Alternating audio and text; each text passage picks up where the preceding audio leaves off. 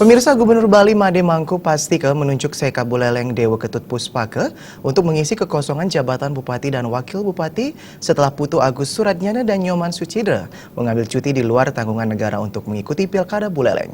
Keputusan tersebut disampaikan sesuai telegram dari Pemprov Bali nomor 131-498-BP-B.PEM tanggal 3 November 2016.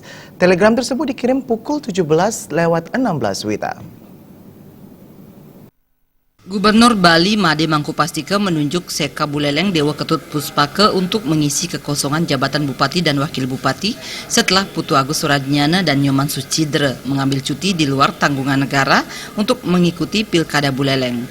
Puspake ditugaskan melaksanakan tugas-tugas Bupati sampai ada pejabat pelaksana tugas atau PLT Bupati dari Menteri Dalam Negeri. Setelah sebelumnya Puspake mendapat kiriman telegram dari provinsi untuk menjadi PLH Bupati Buleleng. Menyusul telegram tersebut, Seka Puspake mengatakan perintah itu diterbitkan oleh Pemprov Bali untuk mengantisipasi kekosongan pemerintahan yang ada di Buleleng. Karena Bupati dan Wakil Bupati telah mengambil cuti di luar tanggungan negara mulai Jumat 4 November. Atas tugas yang diterimanya, mantan Kepala Bapeda Buleleng menjamin situasi Buleleng akan tetap kondusif di tengah tahapan pilkada saat ini. Ditambahkannya, soal roda pemerintahan dijamin akan tetap berjalan seperti biasa dan koordinasi dengan instansi di lingkup Pemkab akan berjalan seperti biasa. Jadi mulai hari ini saya mengemban tugas itu sampai nanti ditetapkan oleh Kementerian Dalam Negeri siapa pelaksana tugas Bupati. Ya.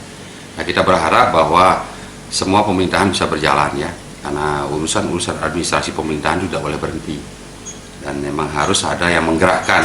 Nah, karena itulah pelaksana harian Bupati ini mengemban tugas itu ya.